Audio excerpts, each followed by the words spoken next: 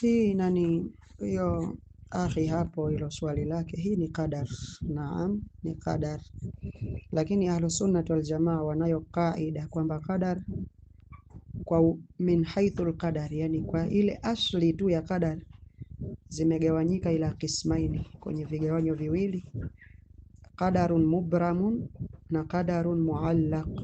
Qadari ambayo imeshapitishwa moja kwa moja na kadari ambayo imetungikwa kutokana na baadhi ya amal itokayo kwa huyo mukallaf. Kadari ambayo ni mubram na wengine wanaita al-qadarul mutlaq, ni ile ambayo ishaandikwa kwenye lauhi mahfudh kwamba kwa vyovyote lazima ikupate, hata uombe isikupate itakupata. Na kuna kadari ambayo ni muallaq, ambayo imetungikwa na vitendo vya viumbe kwamba ukifanya hivi utasibiwa na hivi, ukiacha hivi utasibiwa na hiki. Hii ni qadar muallaq na ile ni qadar mubram. Naam, ufafanuzi wa hili ni kusema kwamba asli ya kadari zote zimeandikwa katika lauhi mahfudh, iwe ni qadar mubram ambayo yani imehukumiwa moja kwa moja kukusibu kwa hali yoyote, au iwe ni qadar muallaq. Hii kadari ambayo ni mubram, hii haina mjadala, moja kwa moja itakusibu kwa hali yoyote. Na hii kadari ambayo ni muallaq, na yenyewe pia inagawanyika pia kwenye shari na kheri, kama ambavyo ile mubram inagawanyika kwenye kadari ya kheri na ya shari. Allah. Hii ambayo ni muallaq, ambayo inagawanyika kwenye kheri na shari, yani kuna baadhi ya mambo Allah ameandika au yameandikwa katika lauhi mahfudh kwamba yatakusibu wewe, lakini yametungikwa kwamba ukiomba dua utayapata kama ni ya kheri,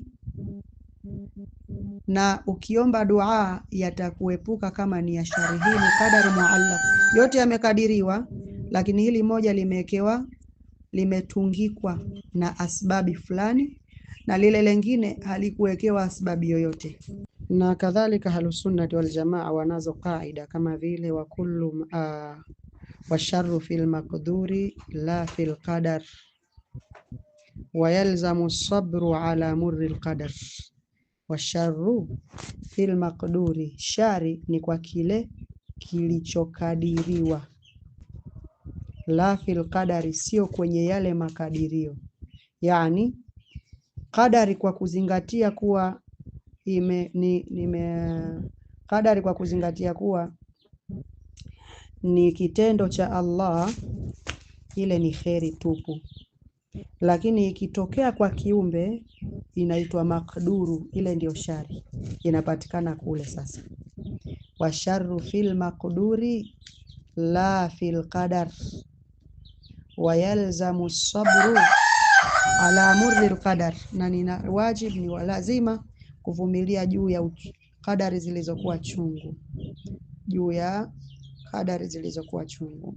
Kwa hiyo almaqduru ni fi'lul ibadi na alqadaru ni fi'lullahi jalla wa ala, na katika vitendo vya Allah hakuna shari. Akisema mtu, je, kufuru Allah hakuimba kufuru na kuikadiria? Tunasema naam, ni wajibu kuamini kwamba Allah ameiumba kufuru na akaikadiria. Lakini je, kufuru sio shari? Tunamwambia sio shari kufuru, kwa kuzingatia kuwa alipoiumba Allah na kuikadiria haikuwa shari. Kwa sababu gani? Soma hadithi, inna Allah kataba maqadir al-khalqi kabla an yakhluqa as-samawati wal ardi bi 50,000 sana. Allah aliandika makadirio yatakayowasibu viumbe kabla ya kuumba mbingu na ardhi kwa miaka 50,000. Swali, kabla ya kupatikana makafiri na kufanya ile kufuru, palikuwapo shari yoyote? Palikuwepo shari yoyote kwa ile kufuru iliyoandikwa na kukadiriwa? Jawabu la. Kwa kumbe shari imepatikana wakati gani? Baada ya kufanywa ile kufuru iliyoandikwa na kukadiriwa. Kwa hiyo shari hapa imetokea wapi? Kwa vitendo vya viumbe, mimfili ile ibadi, kutoka kwenye vitendo vya waja, lakini kutoka kwa Allah haikuwa shari. Kwa hiyo washarru fil maqduri la fil qadar wa yalzamu sabru ala murri alqadar. Kama ambavyo Ahlusunnah wal Jamaa pia wanayo kaida inayosema wa kullu ma kana wa ma yakunu muqaddarun fil lawhi ya hanunu. Wa kullu ma kana wa ma yakunu muqaddarun fil lawhi ya hanunu. Alhasil ni kwamba mlango wa kadari ni mlango mpana sana, mlango ambao haushauriwi wewe ukiwa ni talibu wa ilmi mubtadi, munaanza kutafuta ilmu ukaingia sana huko mpaka pale utakapokuwa makini katika masaili ya aqaid, kwa sababu ukiingia kichwa unaweza ukatoka katika akida ya qadaria au akida ya jabria. Lazima uwe umeiva kwenye masaili ya aqaid ndipo uingie huu mlango. Na kadhalika ni nasaha na ushauri, kama wewe hujui kitabu cha akida, hauja kisomeshwa na Ahlusunnah wal Jamaa, usikisomeshe. Kwa sababu gani? Utapita mapito yako akilugha, utaharibu misingi. Na tunao talabatul ilmi wengi sana, kashajua Kiarabu chake cha mchongo, anachukua kitabu anasomesha. Akisomesha ukimsikiliza vile anavyosomesha anaharibu. Kwa mfano, nitoe mfano kwenye fiqhi. Na niseme kwamba ni sio kitabu cha akida tu, hata fiqhi kama hujasomeshwa usikisomeshe, kisomeshwe kwanza. Kwa mfano kwenye fiqhi, nimesikia mmoja katika duat na ana marekodi mengi anatuma, mashaallah, anaitwa shekhe pia Allahul mustaan, mashaallah, pia anaitwa shekhe.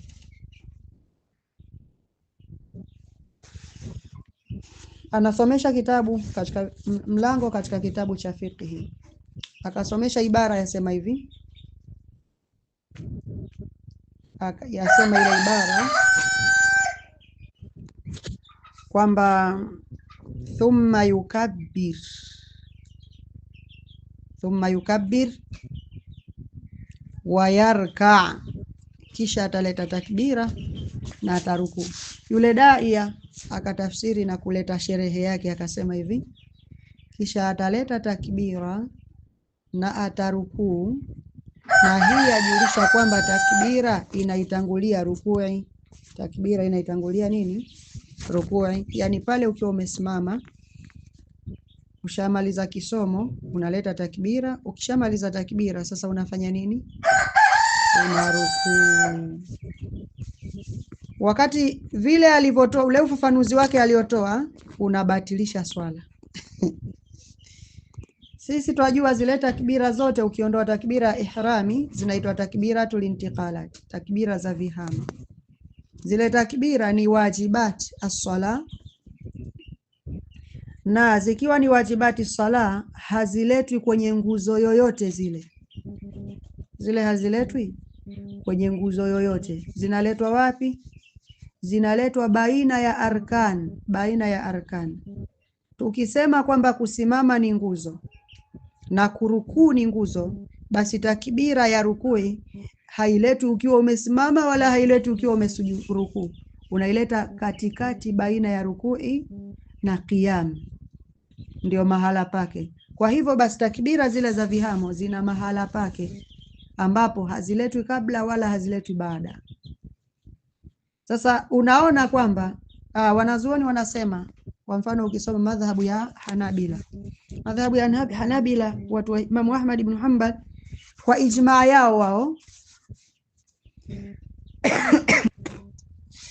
wanaona kwamba ikiwa imamu ataleta takbira au mswaliji, awe imamu asiwe imamu, ataileta takbira nzima ya kihamo kabla ya mahala pake au baada ya mahala pake, takbira hiyo ni batila na swala inabatilika kwa kuwa ameacha wajibu min wajibati swala. Kwa mfano, ikiwa amesimama anasoma kisomo, akataka kurukua, amemaliza kisomo, akaileta takbira yote ile Allahu akbar akiwa bado kasimama wima, takbira ni batil, na inazingatiwa kifiki kwamba kwenye kisomo chake amemalizia na Allahu akbar, hajaleta takbira ya rukui, kwa sababu mahala pake ni baina ya nguzo, sio kwenye nguzo. na yeye ameileta nzima akiwa kwenye nguzo ya kisimamo.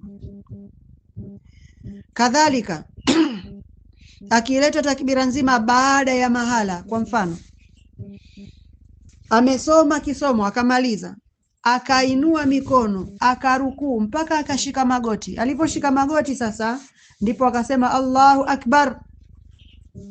Huyu swala yake takbira ile ni batila, kwa sababu ameileta nje ya mahala bila sababu, na kwa ajili hiyo swala itakuwa ni batila kwa sababu ameacha wajibu min wajibati salati amdan, labda akiwa ni jahil, hilo ni hukumu nyingine.